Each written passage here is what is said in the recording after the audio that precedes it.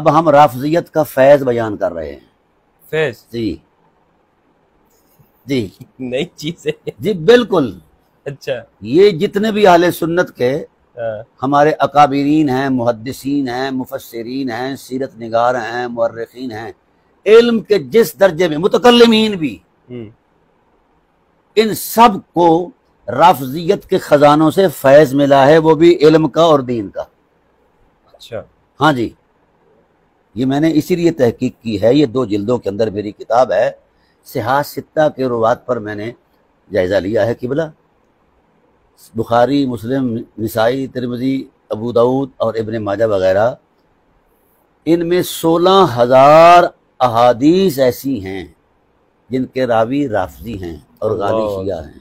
اللہ اکبر. یہ فیض لیا ہے ان بے دینوں سے، دین والوں نے. بے دینوں سے دین لے کر پھر ان کو بے دینوں کا جناب بے دین ہونے کا طعنہ دے رہے ہیں. بھئی بے دین سے دین لینا خود بے دینی ہے. رافضی اگر بے دین ہے تو پھر اس سے دین لینا تو جائز ہی نہیں ہے. تو یہ 16,000 احادیث جو ہیں یہ انہوں نے روافض سے لی ہیں. صحیح بخاری کے 40 سے زیادہ شیوخ روافض ہیں. ٹھیک ہے. ہاں جی، 40 سے زیادہ. 40 سے زیادہ. ایک بندے کے 40 استاذ شیعہ ہیں. رافضی شیعہ بھی نہیں. ہاں. شیعہ کے بھی 3 درجے میں نے کیے ہیں. ایک سادہ شیعہ، ایک غالی شیعہ، اچھا. اور ایک رافضی. Top class. اور پھر ٹاپ کلاس میں رافضی ہے. اور رافضی کی بھی 19 قسمیں ہیں. وہ ساری میں نے اسماء الرجال کی کتابوں سے نکالی ہیں. سارے ان بخاری مسلم میں موجود ہیں. سب بخاری مسلم میں موجود ہیں. ان کے استاد ہیں. ان کے استاد ہیں، شیوخ ہیں. اور امام ذہبی علیہ الرحمہ نے تو یہاں تک کہہ دیا، یعنی وہ دیانتدار لوگ تھے نا، محقق تھے، مولوی نہیں تھے. اچھا. ہاں، یہ ایک فرق ہے مولوی میں اور محقق میں، ایک فرق ہے. ہاں، کیونکہ مولوی جو ہے وہ سنی سنائی پر ٹھا کر دیتا ہے، محقق جو ہے وہ توڑ پہنچ کر بات کرتا ہے. امام ذہبی کہتے ہیں کہ یہ لکھا ہوا ہے کہ فہذا کثیر فی التابعین و تابعیہم مع الدین والورع والصدق فلو رد حدیث ہؤلاء الذی ہؤلاء لذهب جملۃ من الاثار النبوۃ وہذہ مفسدۃ بینۃ. یہ جو روافض ہیں، یہ جو شیعہ ہیں، غالی ہیں یا سادہ شیعہ ہیں، یعنی ماٹھے شیعہ، کچھ تیز شیعہ، کچھ اپالو شیعہ، ان کی بھی تو نسلیں ہیں نا جی. وہ کہتے ہیں کہ اگر ان کو حدیث کی سند میں قبول نہ کیا جائے یا ان کی روایات کو قبول نہ کیا جائے تو روئے زمین پر رسول اللہ کی حدیث کسی کو نہیں ملے گی.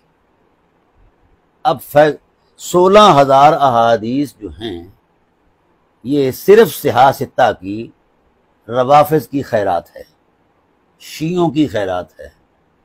غالی شیعہ ہیں یا سادہ شیعہ ہیں، میں نے ہر ایک کا الگ سے ریکارڈ دے دیا ہے، اس کا پہلے تشخص بیان کیا ہے اور بالترتیب پھر اس پر علماء اہل سنت کی آراء پیش کی ہیں کہ وہ اگر رافضی ہے تو کس درجے کا ہے، شیعہ ہے تو کون سی نسل کا ہے.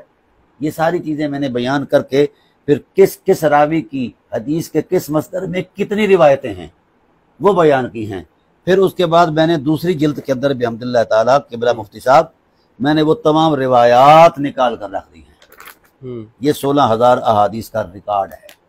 ہاں، ایک کالم کے اندر اس کا نام ہے راوی کا. ان کے پاس کچھ نہیں بچا. بچے نہ بچے 2 ہی باتیں ہیں. اب آئیے اصول کی طرف. ہمارے اصولی لوگ جو ہیں، محققین، محدثین، اللہ تعالیٰ ان کی ارواح رحمت کو بلندیاں عطا کرے جنہوں نے حدیث نبوی کو جمع کر کے ہمیں دیا ہے. یہ محسن ہیں اسلام کے، محسن ہیں اپنے امت کے. ان کا احترام کرنا چاہیے. ہم بڑی لچر زبان بولتے ہیں جس وقت مولویت میں آتے ہیں تو رگڑ دیتے ہیں فلاں فلاں فلاں فلاں، احساس ہی نہیں کرتے کہ کون کس بندے کا کردار کتنا علمی اور دینی. احترام کرنا چاہیے. ویسے بھی خلقی اعتبار سے ہر چھوٹے سے چھوٹے بندے کا بھی احترام ہونا چاہیے، بڑے سے بندے کا بھی احترام ہونا چاہیے. اب صورت حال یہ ہے کہ جس وقت محدث حدیث لیتا ہے تو راوی کی چھان بین کرتا ہے. ابتداً روایت کے قبول میں جو ایک اصول قائم کیا گیا ہے کہ کس کی روایت قبول ہے اور کس کی مردود ہے. راوی کے اندر وہ کیا خوبیاں ہوں تو پھر روایت قبول ہے، اور کیا نہ ہو تو وہ روایت قبول نہیں ہے. سب سے پہلی خوبی مفتی صاحب راوی کے لیے اسے شرائط راوی کہتے ہیں. جی. ہماری نور الانوار سے لے کر ابن ابی حاتم تک میں نے 300 کتابیں اصول کی پڑھی ہیں. ٹھیک ہے، ہر ایک نے اس مقصد کو بیان کیا ہے. شرح نخبۃ الفکر سے لے کر تدریب الراوی اور آگے جا کر مطلب وغیرہ وغیرہ، ان کے اندر یہ سب بات کامن ہے موجود کہ سب سے پہلے اس راوی کے لیے شرط یہ ہے کہ وہ مسلمان ہو اور کامل مسلمان ہو. اسلام ایک ضابطہ حیات ہے، اس سے حدیث لیں گے، غیر مسلم سے حدیث نہیں لیں گے. مسلمان ہونا شرط روایت ہے. جو مسلمان ہوگا وہی اتھارٹی رکھتا ہے کہ وہ حدیث رسول بیان کرے، کیونکہ اسلام دین فطرت ہے. اسلام اپنانے والا جھوٹ نہیں بولتا، اس لیے اسلام کے ٹائٹل پر اس کی سچائی پر یقین کرتے ہوئے اس سے حدیث لی جاتی ہے کہ جو عام معاملات میں بھی جھوٹ نہیں بولتا، یہ حدیث ذات رسول پر جھوٹ کیسے بولے گا؟ کیونکہ ذات رسول نے یہ قانون بنا دیا ہے کہ جو شخص میری طرف ایسی بات منسوب کرے جو میں نے نہیں کی، یعنی حدیث گھڑے، فَلْيَتَبَوَّأْ مَقْعَدَهُ فِي النَّارِ، پھر وہ اپنا ٹھکانہ جہنم میں بنائے. اس اصول کے تحت محدثین نے اور محققین نے یہ طے کیا ہے کہ راوی وہی ہو سکتا ہے جس کے اندر یہ پہلی شرط موجود ہو کہ وہ مسلمان ہو. تو گویا اس اعتبار سے ان تمام روافظ کو محدثین اہل سنت نے، مفسرین اہل سنت نے، محققین اہل سنت نے اولا مسلمان مانا ہے. ڈرامہ تو یہ ہے مفتی صاحب، اکابر جو ہیں ان کو مسلمان کہہ رہے ہیں، اس حالت میں بھی مسلمان کہہ رہے ہیں، اور یہ مولوی صاحبان اس کو گالی بنا کر اہل بیت کے محبین سے کہتے ہیں کہ جناب والا یہ رافضی ہو گیا ہے. یہ دین نہیں ہے، یہ ڈرامہ بازی ہے. دوسری شرط یہ ہے کہ وہ عادل ہو، اس کے اخلاق میں اتنی مروت ہو کہ کبھی راستے میں بیٹھ کر وہ پیشاب کرنے والا بھی نہ ہو، یہ احتیاط ہے.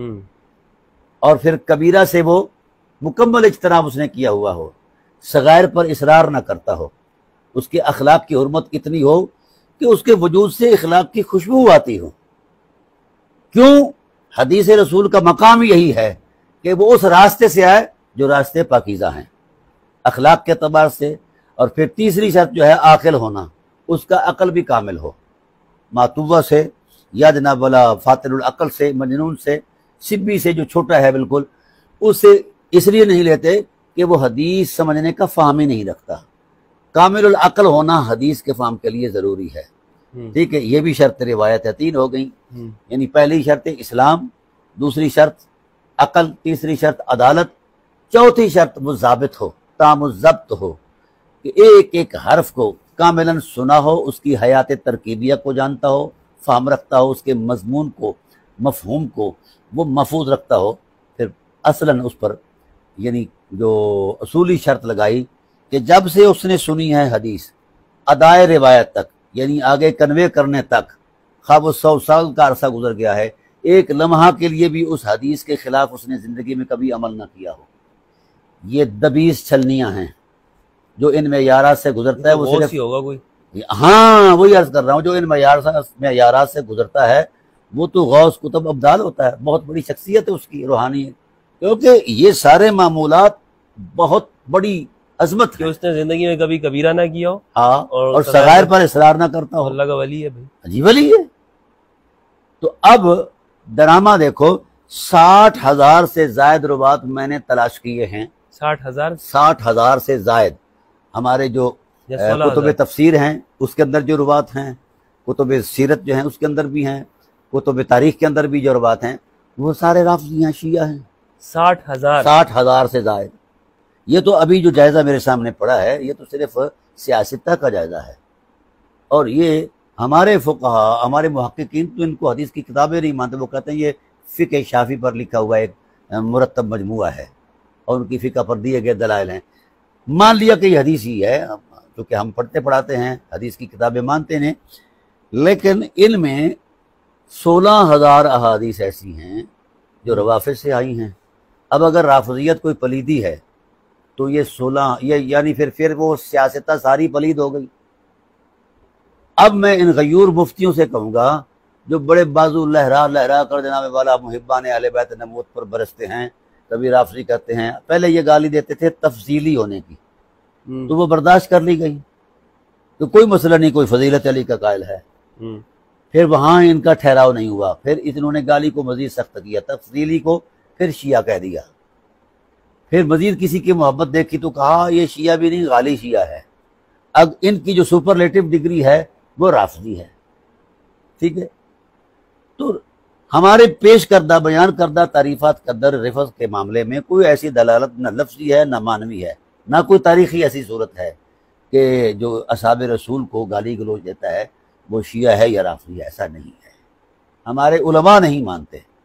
جو شیعہ اس معنی میں تو پھر اچھا کام ہو گیا جب اللہ کے ولیوں سے انہوں نے اہل سنت جی میں نے پہلے ہی آپ سے کہا تھا کہ انہوں نے روافض سے فیض لیا ہے، روافض ان کے مرشد ہیں مولویوں کے۔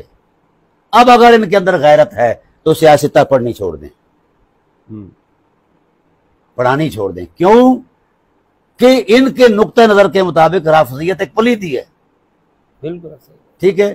تو پلید بندے سے پاکی کا تو کوئی تصور ہی کام نہیں کر سکتا، تو پھر رسول لے رہے ہیں۔ ہاں اگر ان میں مزید غیرت ہے تو کم از کم یہ سیاستہ ہی پاک کر لیں، یا تو یہ روایات نکال دیں۔ اور مفتی صاحب حیرت والی بات یہ ہے کہ جتنی روایات میں نے نقل کی ہیں وہ ساری معمول بہا ہیں، جن پر حنفیت، شافیت، مالکیت کا مدار ہے۔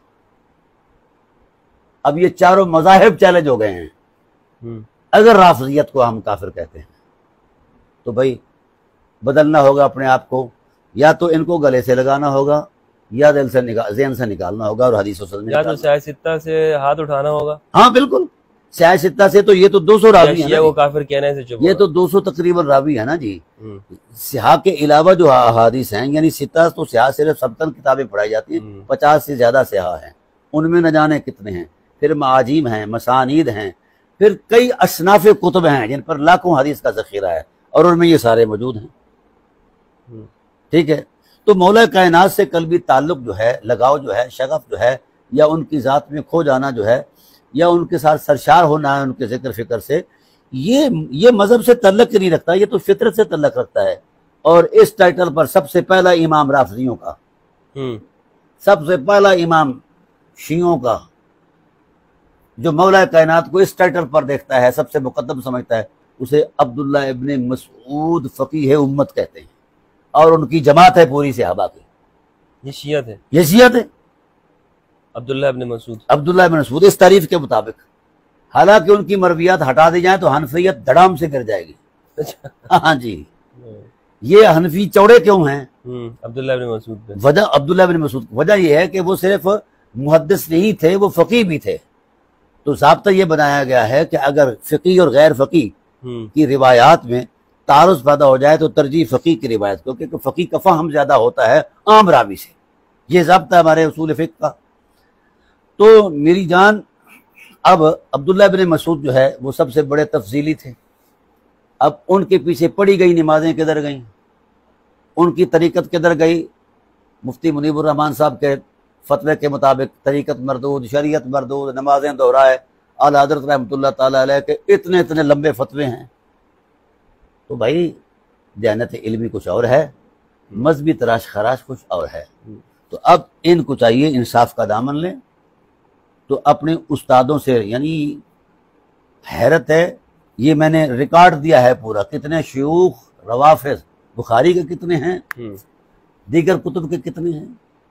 تعجب اس بات پر ہے، اگر یہ لوگ خبیث تھے، پلید تھے، اور ان کی نشاندہی کی بھی گئی ہے، شتام رافضی، خبیث رافضی، زائغ رافضی، فلاں فلاں، باوجود ان چیزوں کے بھی ان سے جناب اللہ روایتیں لی گئی ہیں، علم لیا گیا ہے، دین لیا گیا ہے۔ تو بھئی اب دو باتوں میں ایک بات ضرور ہے، یا تو یہ حدیثیں نکال کر پھینک دیں، یا سیاستہ جلا دیں، یا یہ راوی نکال کر کرائے پر راوی لے آئے، میں مان لوں گا۔ کہاں سے لائیں گے یہ؟ ہاں جی، یعنی اخبار اشتہار دے دیں، یہ ہمارے خطائی بھائی یا جتنے جن کو آج کل بڑی تکلیف ہے، رافضی کی رٹ لگاتے ہیں، ڈھول بجاتے ہیں، اور ہر ایک ہمارے بڑے بڑے بزرگوں کے ساتھ انہوں نے بدماشیاں کی ہیں۔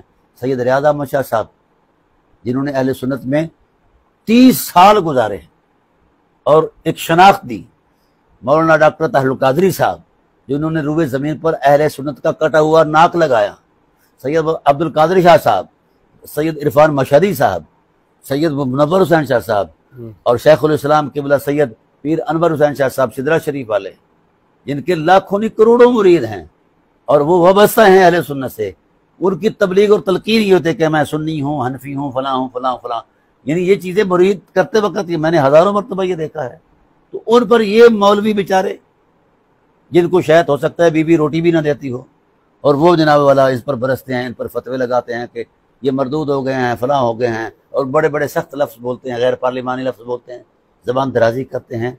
ये वही तसलसल है, मैंने किताब में लिखा है कि उस वक़्त के अहले बैत को उस वक़्त के उम्मी गुंडे जो थे वो गाली गलोच करते थे, और इस वक़्त के अपने अहले बैत को आज के जो उम्मी गुंडे हैं या उनके जो रेज़ा खार हैं वो गाली गलोच करते हैं। ये इनकी पुरानी फितरत है।